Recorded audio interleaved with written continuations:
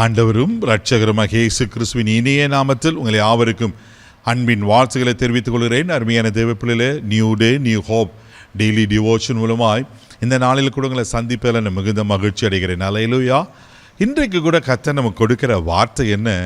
1 நாளாகமம் புஸ்தகம் 4ஆம் அதிகாரம் 10வது வசனத்தை கூட வாசிக்க கேட்போம். யாபேஸ் இஸ்ரவேலின் தேவனை நோக்கி, தேவரீர் என்னை ஆசீர்வதித்து என் எல்லையை பெரிதாக்கி உமது கரம் என்னோடு இருந்து தீங்கு என்னை துக்கப்படுத்தாதபடிக்கு அதற்கு என்னை விலக்கி காத்தருளும் என்று வேண்டிக் கொண்டான்.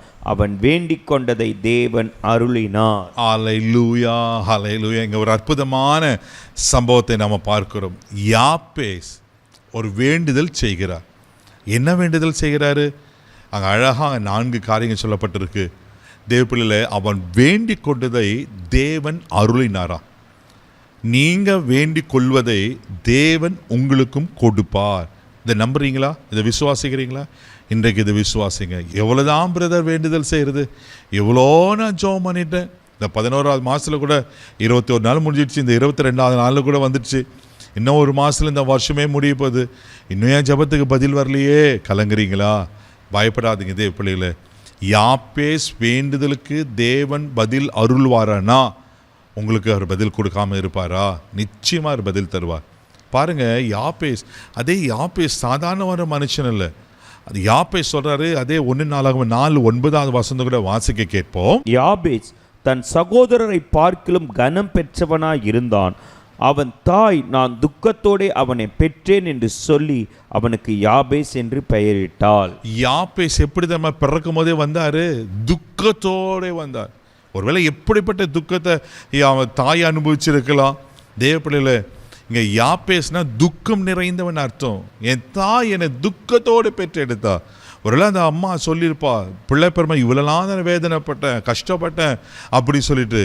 ஆனால் ஒன்று, அந்த யாபேஸ் தன் துக்கத்திலேயே வாழ்நாளெல்லாம் கழிக்காமல், துக்கமாகவே வாழ்ந்து முடிக்காமல் அவர் என்ன செய்கிறன்னா, அழகாக சொல்லப்பட்டிருக்கு, தேவனை நோக்கி வேண்டிக் கொண்டான். என்ன வேண்டிக் கொண்டான்? நீர் என்னை ஆசீர்வதிக்கணும், என் எல்லையை பெரிதாக்கணும், உம்முடைய கரம் என்னோடு இருக்கணும், தீங்கு என்னை துக்கப்படுத்தக்கூடாது. ஒருவேளை என் தாய் துக்கத்தை பார்த்துருப்பா. ஒருவேளை நான் துக்கத்தோடு பிறந்தது உண்மைதான்.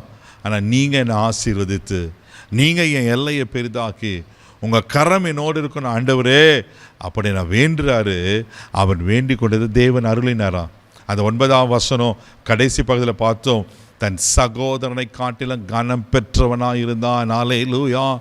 துக்கம் நிறைந்தவர் தான், வேதனை நிறைந்தவர் தான், தேவப்பிள்ளையில் ஆமேன் கஷ்டம் நிறைந்தவர் தான், அவர் வாழ்க்கையில் ஆமேன் ஒரு அந்தஸ்து இல்லாதவனால தான் பல காரியங்கள் சொல்லி கொண்டு போகலாம். ஆனால் அப்படிப்பட்ட யாபேசை கர்த்தர் கனம் பெற்றவனாய் மாற்றுகிறார். உங்கள் வாழ்க்கையும் கர்த்தர் உயர்த்துவார். உங்கள் வாழ்க்கையை கனம் பெற்றவனாய் மாற்றுவார். சோர்ந்து போகாதீங்க, ஜெபத்தை விட்டுறாதீங்க. அவர் நிச்சயமாய் பதில் கொடுக்கிற கர்த்தர். ஆமேன். அவர் உங்களை ஆசீர்வதிப்பார், உங்கள் எல்லையை பெரிதாக்குவார். நீங்கள் இப்போ இருக்கிற பாரு இருக்க மாட்டீங்க. இன்னொன்று சொல்கிறேன், இன்னும் இந்த வருஷத்துக்கு முடிவதற்கு இன்னும் ஒரு மாதம் 10 நாட்கள் மேலே இருக்கிறது. ஆமேன். கர்த்தர் உங்களை கைவிட மாட்டார். உங்கள் வருஷத்துக்கு முடிவதுக்குள்ள நிச்சயமாக உங்களை ஆசீர்வதிப்பார். இதை விசுவாசிக்கிறீங்களா? இதை நம்புங்க.